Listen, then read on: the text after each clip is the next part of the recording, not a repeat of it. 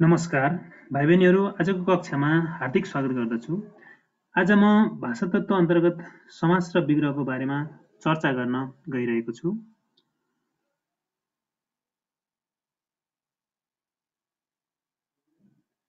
समास र विग्रह अन्तर्गत समासको परिचय, विग्रहको परिचय र समासका प्रकारहरूको बारेमा चर्चा गर्नेछु। यस क्रममा विभिन्न सूत्रहरू, चित्र, आरेख, तालिका एवं उदाहरणसहित विस्तृत चर्चा गर्नेछु र सँगसँगै समासलाई विग्रह र विग्रहलाई समास गर्ने सजिला सूत्र अथवा तरिकाहरू म बताउनेछु।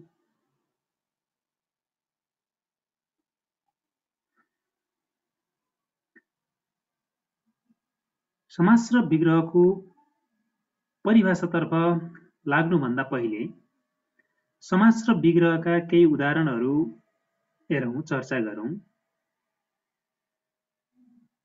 यहाँ समास र विग्रह भनेर मैले केही उदाहरणहरू अगाडि राखेँ।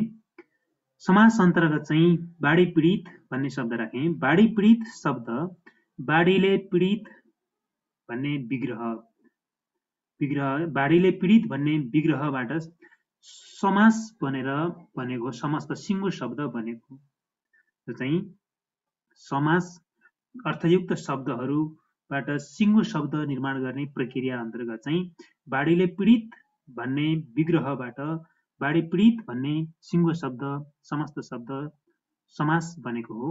बाढी पीडित भन्ने शब्दलाई विग्रह गर्दा बाढीले पीडित भनेर छुट्याइन्छ, यानि कि विग्रह गरिन्छ। दुई वा दुईभन्दा बढी अर्थयुक्त शब्दहरूमा टुक्र्याउने काम गरिन्छ। त्यस्तै गरी अर्को आज्ञा अनुसार भन्ने समास, समस्त शब्द आज्ञा अनुसार अथवा आज्ञा अलग अनुसार अलग है, आज्ञा प्लस अनुसार आज्ञा अनुसार भनेर बनेको हो। त्यस्तै गरी चाहिँ आज्ञानुसार भने चाहिँ यहाँ स्पष्ट बुझ्नु पर्यो। आज्ञानुसार भन्ने शब्द आज्ञा प्लस अनुसार, आज्ञा अनुसार, आज्ञानुसार, अनुसार आज्ञा प्लस अनुसार हो। समस्त शब्द हुँदाखेरि चाहिँ आज्ञानुसार। त्यसै गरी गहुँ गोरो, गहुँ गोरो भन्ने शब्द, समस्त शब्दलाई विग्रह गर्दाखेरि गहुँ चाहिँ गोरो भन्ने हुन्छ टुक्र्याउँदाखेरि, यानि कि समस्त शब्द सिङ्गो शब्द हो। सिङ्गो शब्दलाई विग्रह गर्दा यानि कि अर्थयुक्त आधारमा चाहिँ शब्दलाई टुक्र्याउने प्रक्रिया नै विग्रह हो। त्यो टुक्र्याउँदाखेरि चाहिँ गहुँ चाहिँ गोरो भन्ने हुन्छ। त्यस्तै गरी पञ्चामृत भन्ने सिङ्गो शब्द हो, समस्त शब्द हो। यो सिङ्गो शब्द, समस्त शब्द, समास शब्दलाई विग्रह गर्दा 5 अमृतको समूह भन्ने हुन्छ। 5 अमृतको समूह भन्ने अर्थयुक्त शब्दहरूलाई समेटेर सिङ्गो शब्द बनाउँदाखेरि चाहिँ पञ्चामृत भन्ने समास शब्द बन्छ। त्यही पञ्चामृत भन्ने शब्द, समास शब्दलाई अर्थगत आधारमा टुक्र्याउँदाखेरि, यानि कि अर्थयुक्त आधारमा चाहिँ शब्दहरूमा, अन्य शब्दहरूमा टुक्र्याउँदाखेरि 5 अमृतको समूह भन्ने भन्छ। त्यस्तै गरी मृगनयनी भन्ने शब्द सिङ्गो शब्द हो। यो मृगनयनी भन्ने समास शब्दलाई विग्रह गर्दा अर्थयुक्त आधारमा चाहिँ टुक्र्याउँदाखेरि मृगका जस्ता नयन भएकी भन्ने बन्दछ। मृगका जस्ता नयन भएकी मृगनयनी भन्ने समास शब्द भयो। समास समस्त शब्द मृगनयनीलाई विग्रह गर्दाखेरि मृगका जस्ता नयन भएकी भन्ने हुन्छ। त्यसै गरी दाजुभाइ भन्ने समस्त शब्दलाई, समास शब्दलाई विग्रह गर्दा दाजु र भाइ भन्ने हुन्छ। त्यसो भए यी उदाहरणहरू सिङ्गो शब्द समास र अर्थगत आधारमा दुई वा दुईभन्दा बढी शब्दहरूमा टुक्र्याउने प्रक्रिया विग्रह। हामी यसैलाई यिनै उदाहरणका आधारमा, जुन उदाहरणको चर्चा गरियो, यिनै उदाहरणका आधारमा परिभाषा तर्फ लागौँ। परिभाषा दुई वा दुईभन्दा बढी स्वतन्त्र शब्दहरूबाट एउटै शब्द बन्ने प्रक्रिया नै समास हो। जो हामीले माथि चाहिँ दुई वा दुईभन्दा बढी शब्दहरूबाट सिङ्गो शब्द बनेका समस्त शब्दहरूको चर्चा गर्यौँ। जस्तै बाढीले पीडित भनेको दुई वा दुईभन्दा बढी शब्द छ, सिङ्गो शब्द बाढी पीडित भयो, समास शब्द बन्यो। त्यसै गरी चाहिँ आज्ञा अनुसार, आज्ञा प्लस अनुसार भन्ने शब्द दुई शब्द हुने, आज्ञा अनुसार, त्यसबाट चाहिँ आज्ञानुसार भन्ने चाहिँ शब्द बन्यो।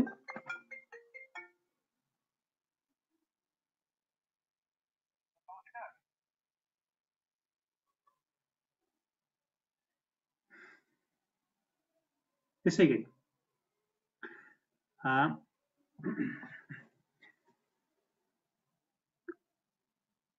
समास शब्दभित्र अन्तर्निहित शब्दहरूलाई अर्थगत आधारमा टुक्र्याउने प्रक्रिया नै विग्रह हो। समास शब्दभित्र अन्तर्निहित शब्दहरूलाई अर्थगत आधारमा टुक्र्याउने प्रक्रिया नै विग्रह छ। समास शब्दभित्र रहेका अन्तर्निहित रहेका शब्दहरूलाई अर्थगत आधारमा टुक्र्याउने, दुई वा दुईभन्दा बढी शब्दहरूमा टुक्र्याउने प्रक्रिया नै विग्रह रहेछ। जस्तै बाढी पीडित भन्ने चाहिँ शब्दभित्र चाहिँ अन्तर्निहित शब्द बाढीले पीडित भन्ने शब्दहरू हुन्, यी शब्दलाई चाहिँ टुक्र्याइयो, विग्रह गरियो। समास प्रक्रियाबाट बनेका शब्दलाई समस्त शब्द भनिन्छ। समास प्रक्रियाबाट बनेका समस्त शब्दहरू नै समास प्रक्रियाबाट जुन बनेका छन् यी शब्दहरू, तिनलाई हामी चाहिँ समास शब्दलाई समस्त शब्द भन्दछौँ। समास हुँदा विग्रहमा रहेका विभक्ति चिन्ह, जस्तै समास हुँदाखेरि यहाँ चाहिँ विग्रहमा रहेका विभक्ति चिन्हहरू अथवा संयोजक चिन्ह अथवा शब्दांश अथवा शब्द अथवा प्रत्यय अथवा बहुवचनहरू, ती सबै चाहिँ लोप हुने गर्दछन्।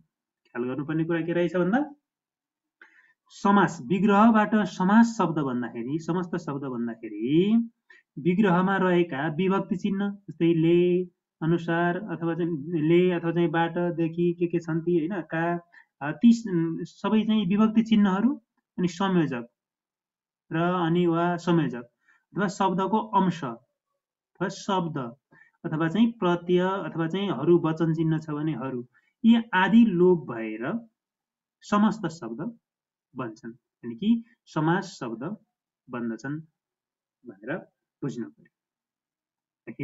के रहेछ भने दुई वा दुईभन्दा बढी स्वतन्त्र शब्दहरू छन् विग्रहमा, ती दुई वा दुईभन्दा बढी स्वतन्त्र शब्दहरूबाट एउटै शब्द सिङ्गो शब्द बन्ने प्रक्रिया नै समास रहेछ भने यही समास शब्दभित्र रहेका अन्तर्निहित भएका ती चाहिँ शब्दहरूलाई अर्थगत आधारमा टुक्र्याउने, दुई वा दुईभन्दा बढी शब्दहरूमा अर्थगत आधारमा टुक्र्याउने प्रक्रिया नै विग्रह रहेछ भनेर बुझ्नु पर्यो।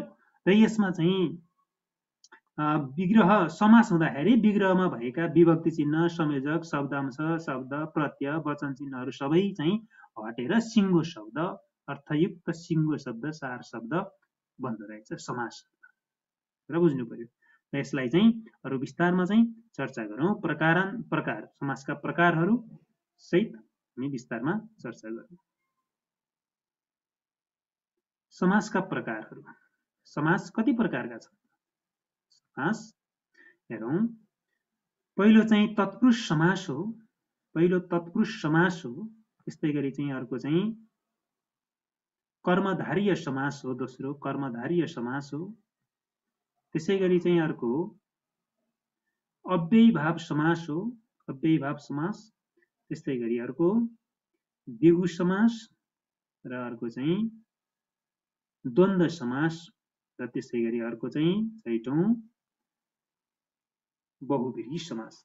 यसरी समास तत्पुरुष समास, कर्मधारीय समास, अव्ययीभाव समास, द्विगु समास, द्वन्द्व समास र बहुव्रीहि समास गरी समास 6 प्रकारका रहेछन्।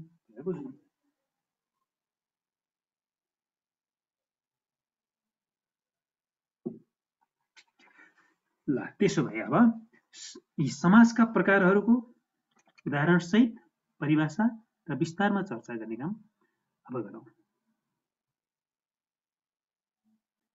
पहिलो छ तत्पुरुष समास। तत्पुरुष समास अन्तर्गत केही उदाहरणहरू, पहिला केही उदाहरणहरू हेरौँ अनि परिभाषातर्फ लागौँ। र यहाँ मैले विग्रह र समास उदाहरणहरू यहाँ पहिला राख्छु। गाईलाई मारा, गाई मारा भयो, यो विग्रह। गाईलाई मारा भन्ने विग्रह भयो, दुई भन्दा बढी चाहिँ शब्दहरूमा चाहिँ टुक्रिएको छ। त्यसरी गाई मारा भनेको यही शब्दहरू जो चाहिँ अर्थयुक्त आधारमा चाहिँ टुक्रिएका शब्दहरू छन् त्यसलाई समेटेर सिङ्गो शब्द बनाइएको छ समासमा गाई मारा। गाईलाई मारा, गाई मारा भयो। त्यस्तै गरी चाहिँ अर्को बाढीले पीडित भन्ने विग्रह भयो। बाढीले पीडित विग्रहलाई चाहिँ समास बनाउँदाखेरि बाढी पीडित भयो, सिङ्गो शब्द। अर्थगत आधारमा चाहिँ टुक्र्याउने काम गरिन्छ विग्रह हो भने, र त्यसलाई चाहिँ अर्थगत आधारमा नै फेरि चाहिँ सिङ्गो शब्द भाव समेट्ने सिङ्गो शब्द बनाउने काम गरिन्छ भने त्यो के भयो समास भयो। त्यसै गरी अर्को उदाहरण हेरौँ। जीवनका निम्ति उपयोगी भन्ने विग्रह भयो भने त्यसलाई समेटेर सिङ्गो शब्द बनाउँदाखेरि चाहिँ के हुन्छ जीवनोपयोगी जीवनोपयोगी जीवनोपयोगी जीवनका निम्ति उपयोगी जीवनोपयोगी है त। त्यसै गरी अर्को देशबाट निकाला विग्रह भयो भने समास शब्द के हुन्छ देश निकाला है त। यहाँ सबै हामीले सरस्वती हेर्दाखेरि विभक्ति चिन्ह लोप भएर समास शब्द बनेका छन्। यहाँ चाहिँ गाईलाई मारा भन्दाखेरि चाहिँ लाई विभक्ति लोप भयो, बाढीले पीडित भन्दा बाढी ले विभक्ति लोप भयो, जीवनका निम्ति उपयोगी का निम्ति चाहिँ यो चाहिँ लोप भयो विभक्ति, अनि त्यसै गरी देशबाट निकाला भन्दा बाट विभक्ति लोप भयो। त्यसै गरी अर्को चाहिँ गाईको जात्रा भन्दाखेरि चाहिँ विभक्ति चिन्ह को लोप हुँदाखेरि चाहिँ गाई जात्रा भन्यो। त्यसै गरी अर्को चाहिँ रातमा अन्धो रतन्दो मा विभक्ति लोप हुँदाखेरि के हुन्छ रतन्दो भयो। त्यसै गरी अर्को चाहिँ जगतका ईश्वरका लोप हुँदाखेरि के भन्छ जगदीश्वर भन्छ। त्यस्तै गरी चाहिँ पथबाट भ्रष्टबाट विभक्ति लोप हुँदाखेरि चाहिँ पथबाट भ्रष्ट पथ भ्रष्ट भयो। त्यस्तै अर्को गगनलाई चुम्ने लाई विभक्ति हटाउँदाखेरि गगनचुम्बी। त्यस्तै गरी अर्को चाहिँ मानवका निम्ति उचित का निम्ति चतुर्थी विभक्ति का निम्ति हटाउँदाखेरि के भयो मानवोचित, मानवका निम्ति उचित मानवोचित भयो। यसरी विभक्ति चिन्हहरू लोप भएर समास सिङ्गो शब्द समास बन्ने प्रक्रिया नै तत्पुरुष समास हो भन्ने कुरा चाहिँ अब हामी परिभाषा गर्दाखेरि चाहिँ त्यही आउँछ। विभक्ति चिन्हको लोप भएर बन्ने समास नै तत्पुरुष समास हो भनेर हामी निचोडमा चाहिँ परिभाषा दिन सक्छौँ। तत्पुरुष समासको भनेको के रहेछ भन्दा विभक्ति चिन्हहरू लोप भएर बन्ने समास रहेछ। त्यसो भए अर्को समासको अर्को प्रकार कर्मधारय समास। कर्मधारय समासमा पनि हामी पहिला चाहिँ केही उदाहरणहरू हेरौँ अनि त्यसपछि तिनै उदाहरणहरूबाट हामी परिभाषा बनाउनेतर्फ लाग्छौँ। जस्तै यहाँ चाहिँ मैले उदाहरणमा चाहिँ भानिजदाई भनेर एक विग्रहमा राखेँ। भानिजदाईलाई समेटेर सिङ्गो शब्द बनाउँदाखेरि चाहिँ भान्दाई भन्छ। यानि कि यहाँ चाहिँ पछिल्लो शब्द दाई प्रमुख हो। दुई शब्द बीचमा समास हुँदाखेरि पछिल्लो शब्दको अर्थ प्रधान भयो, भान्दाई भयो, दाई चाहिँ प्रधान भयो है। त्यसै गरी चाहिँ अर्को सानी नानी भन्दाखेरि चाहिँ दुई शब्द बीचमा समास हुँदाखेरि यो नानी प्रमुख हुनु पर्यो। कर्मधारय समाजमा चाहिँ पछिल्लो शब्दको अर्थ प्रधान हुन्छ। जस्तै हेरौँ सानी नानी सान नानी। त्यसै गरी चाहिँ अर्को जेठो बाठो भन्दाखेरि चाहिँ जेठो बाठो नै भयो। जेठो बाठो भन्ने एउटा व्यक्तिलाई नै भनेको आखिरी है, बाठो व्यक्तिलाई भनेको जेठो बाठो।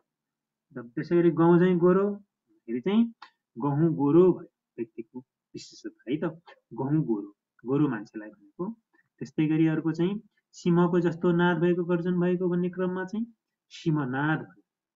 सिंहको जस्तो नाद भएको सिंहनाद, सिंहको जस्तो गर्जन भएको। भवरूपी सागर है त, भवरूपी सागर भनेको चाहिँ भवसागर भयो। त्यस्तै गरी चाहिँ भव भनेको चाहिँ संसार, संसार रूपी सागर, संसार रूपी सागर भव भनेको चाहिँ संसार हो, संसार रूपी सागर। त्यस्तै गरी अर्को चाहिँ चन्द्र जस्तो बिन्दु भनेको चाहिँ के भयो चन्द्र बिन्दु भयो। त्यस्तै गरी चाहिँ अर्को चाहिँ उदाहरणहरू यस्ता चाहिँ धेरै हामी भन्न सक्छौँ। अब यी उदाहरणका आधारमा चाहिँ हामी परिभाषा दिनतर्फ लाग्छौँ। परिभाषा के हुन्छ त? परिभाषा कर्मधारय समास भनेको नाम र नाम बीचमा, विशेषण र नामका बीचमा, विशेषण र विशेषणका बीचमा, यी यस्ता शब्दहरूका बीचमा समास भई पछिल्लो शब्दको अर्थ प्रमुख हुने समास नै कर्मधारय समास हो। जो हामीले माथि चाहिँ भानिज र दाई दुईटा नाम हुन्, भानिज र भानिज प्लस दाई दुईटा चाहिँ भानिज दाई दुई शब्द नाम बीच चाहिँ समास हुँदाखेरि चाहिँ भान्दाई बन्यो समास। त्यस्तै गरी विशेषण र नाम बीचमा समास हुने भन्ने छौँ हामीले। त्यस्तै गरी चाहिँ के भयो सानी नानी है त, सानी विशेषण नानी नाम भयो, विशेषण र नाम बीच विशेषण भएर चाहिँ सान नानी भन्यो त्यो चाहिँ पछिल्लो शब्दको अर्थमा चाहिँ भन्दाई भन्दाखेरि दाई प्रमुख छ, चान्नानी भन्दा नानी प्रमुख छ, पछिल्लो शब्दको अर्थ प्रधान छ है त। त्यस्तै गरी चाहिँ विशेषण र विशेषणको बीचमा पनि समास हुन सक्छ। जस्तै यहाँ भने मैले जेठो बाठो दुवै विशेषण हो है, जेठो बाठो दुवै विशेषण शब्दहरू बीच समास हुँदाखेरि चाहिँ जेठो बाठो बन्यो। जुन बाठो भन्ने चाहिँ जेठो बाठो टाठो मान्छेलाई भनेको है त, बाठो मान्छेलाई भनेको हो। पछिल्लो शब्दको अर्थ प्रमुख हुने समास नै के रहेछ, दुई शब्द बीचमा चाहिँ समास हुँदाखेरि पछिल्लो शब्दको चाहिँ अर्थ प्रमुख हुने समास नै कर्मधारय समास रहेछ। यसरी दुई शब्द बीच समास हुने क्रममा नाम र नामका बीचमा समास हुन सक्छ, विशेषण र नामका बीचमा समास हुन सक्छ, र विशेषण र विशेषणका बीचमा चाहिँ समास हुन सक्छ भन्ने कुरा बुझ्नु पर्यो। त्यसै गरी अर्को समास अव्ययीभाव समास। अव्ययीभाव समासको परिभाषातर्फ लाग्नुभन्दा पहिले केही उदाहरणहरू हेरौँ। जस्तै आज भोलि अव्ययीभाव अव्यय अव्यय अव्यय आउनै पर्यो, अव्ययसँग अन्य पदहरू पनि हुन सक्छ, तर अव्यय चाहिँ हुनै पर्यो है त। अव्यय अव्यय बीचमा पनि समास हुने भयो। हेरौँ, आज भोलि भन्दाखेरि आज प्लस भोलि आज भोलि भयो। त्यस्तै गरी चाहिँ विग्रहमा रात दिन भन्दाखेरि चाहिँ त्यो रात दिनलाई चाहिँ सिङ्गो शब्द बनाउँदा रात दिन नै भयो। त्यस्तै गरी अर्को चाहिँ प्रत्येक वर्ष भन्ने चाहिँ दुईटा शब्द बीचमा समास हुँदाखेरि चाहिँ प्रति वर्ष भयो। त्यसै गरी चाहिँ आज्ञा अनुसार भन्ने चाहिँ दुई शब्द बीच समास हुँदाखेरि आज्ञानुसार भन्ने समस्त शब्द बन्यो, समास शब्द बन्यो, अव्ययीभाव समास। त्यसै गरी चाहिँ अर्को देश बाहिर भन्ने दुई शब्द बीच समास हुँदाखेरि अव्ययीभाव समास बन्यो, के भन्दा देश बाहिर भन्ने अव्ययीभाव समास बन्यो। त्यस्तै गरी चाहिँ पछिल्तिर भन्दाखेरि चाहिँ पछितिर दुई शब्द बीचको समास हुँदाखेरि पछिल्तिर भन्ने समास बन्यो। त्यसै गरी चाहिँ वारिपारी भन्ने दुई शब्द बीच समास हुँदाखेरि चाहिँ वारिपारी भन्ने शब्द समस्त शब्द बन्यो, अव्ययीभाव समास। त्यसो भए परिभाषातर्फ लागौँ। अब परिभाषामा अव्ययको अव्ययसँग हुन सक्छ, अथवा चाहिँ अव्ययको अन्य पदसँग समास भई अव्ययकै अर्थ दिने समास नै अव्ययीभाव समास। अव्ययको अव्ययसँग हुन सक्छ, अथवा अव्ययको अन्य पदसँग समास हुन सक्छ, र फेरि चाहिँ बन्ने शब्द पनि चाहिँ अव्ययकै अर्थ दिने समास हो। त्यसैले नै अव्ययीभाव समास भनेको यस्ता शब्दहरू जो चाहिँ आज भोलि रात दिन प्रतिवर्ष आज्ञानुसार देश बाहिर पछिल्तिर वारिपारी भन्दा यी शब्दहरू अव्यय नै हुन्। यी शब्दहरू चाहिँ कुनै शब्द चाहिँ कुनै चाहिँ नाम, कुनै अव्यय चाहिँ नामसँग, कुनै अव्यय चाहिँ अन्य पदसँग छ भने कुनै चाहिँ अव्ययको अव्ययसँग नै छ भनेर बुझ्नु है त। प्रत्येक वर्ष भयो, यी रात दिन भयो, आज्ञा अनुसार भयो, नामसँग चाहिँ अव्यय लाग्यो, देश बाहिर भन्दा देश नामसँग चाहिँ बाहिर अव्यय भयो। यसै गरी पछितिर वारिपारी भन्दा अव्ययको अव्ययसँगै भयो। रात दिन आज भोलि यसरी चाहिँ अव्ययको अव्ययसँगै हुन पनि सक्छ। अव्ययको अव्ययसँग अथवा अव्ययको अन्य पदसँग चाहिँ समास भएर अव्ययकै अर्थ दियो भने अव्ययीभाव समास हो भनेर बुझ्नु पर्यो।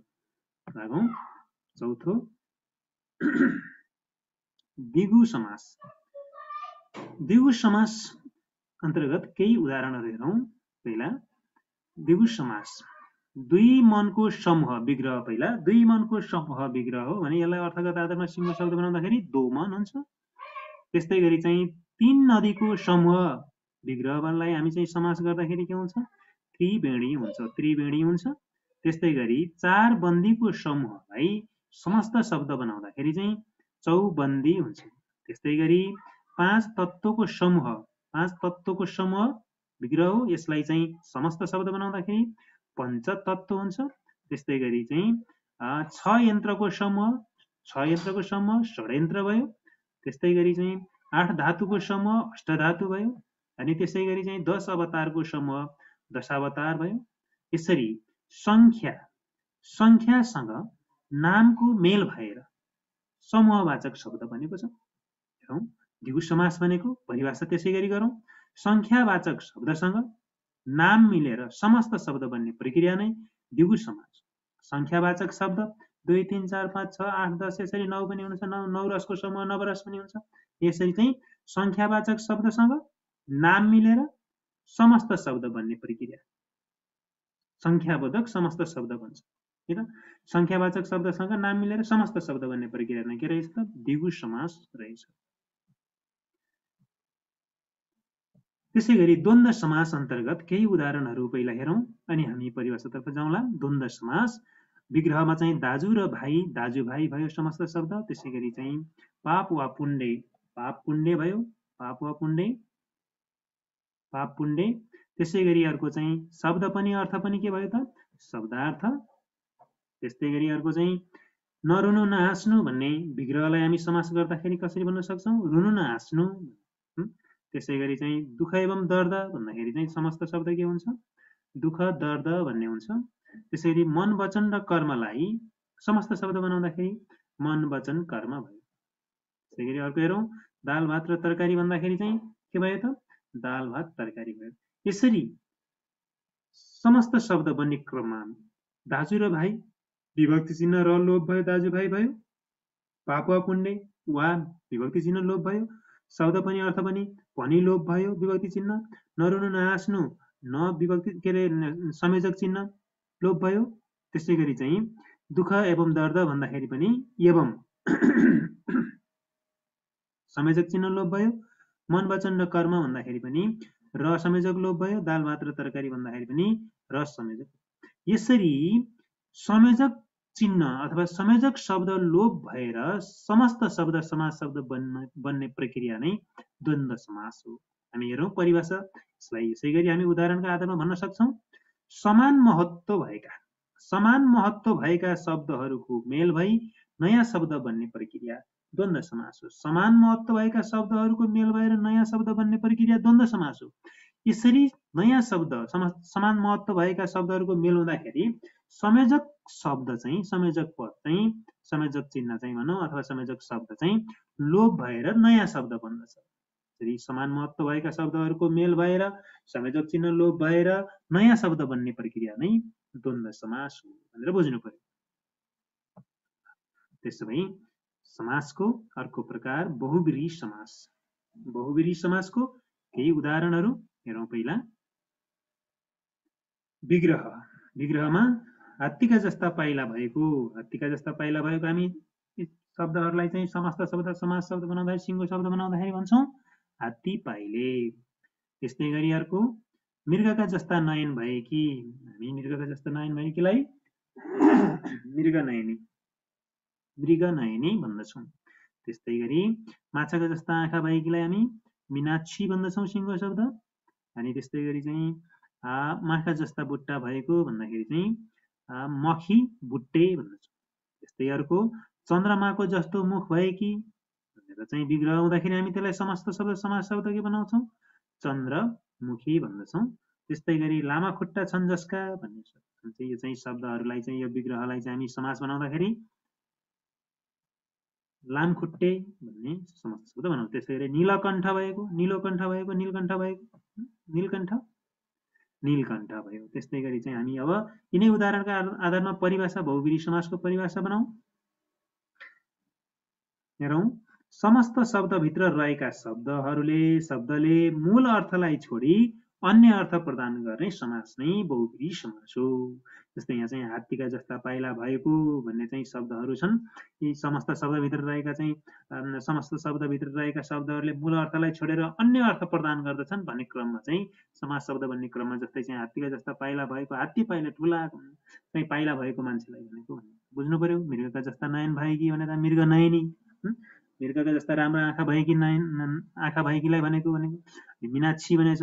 माछाका जस्ता आँखा भएकी नारीलाई भनेको मखी बुट्टे, माछाको जस्तो बुट्टा भएको चाहिँ ती बुट्टा भएकोलाई भनेको चन्द्रमुखी, चन्द्रमाको जस्तो उज्यालो अनुहार भएकी महिलालाई भनेको कि त नीलकण्ठ भनेर चाहिँ हामी चाहिँ के भन्छौँ भने शिव महादेवलाई भनेको त्यसरी बुझ्छौँ कि यसरी चाहिँ समस्त शब्दभित्र रहेका शब्दले यो मूल अर्थलाई छोडेर समास बन्ने क्रममा चाहिँ अन्य अर्थ प्रदान गर्छ समास शब्दले भने त्यस्तो समास शब्द चाहिँ बहुब्रीहि समास हो भनेर बुझ्नु पर्यो।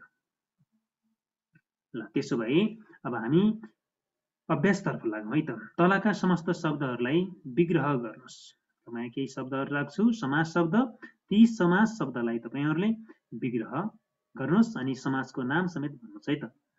हेरौँ, अघिल्तिर, अघिल्तिर विग्रह कसरी? अघिल्तिर समस्त शब्दलाई विग्रह कसरी गर्ने हो? त्यसलाई हर बखत, इच्छा अनुसार, शोकाकुल, पूजा सामग्री जगदीश्वरलाई यी शब्दहरूलाई विग्रह गरौँ। अघि प्लस तिर के हुन्छ त अघिल्तिर हुन्छ। अघि प्लस तिर अघिल्तिर, यो अघिल्तिर अघि प्लस तिर अघिल्तिर के भयो त अव्ययभाव समास भयो।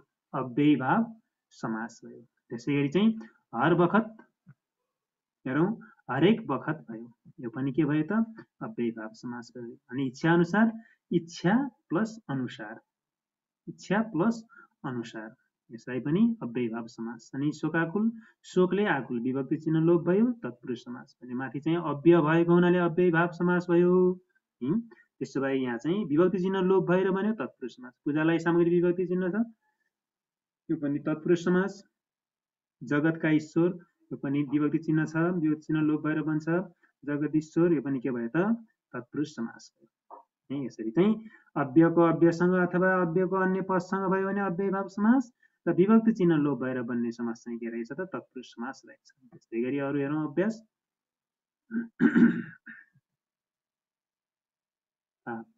चन्द्र जस्तो, चन्द्र बिन्दु भन्ने समस्त शब्दलाई विग्रह गर्दा चन्द्र जस्तो बिन्दु, चन्द्र जस्तो बिन्दु भएको अथवा चन्द्र जस्तो बिन्दु, चन्द्र बिन्दु भयो। त्यस्तै गरी चाहिँ अरू कर्मधारय समास भयो है, कर्मधारय समास।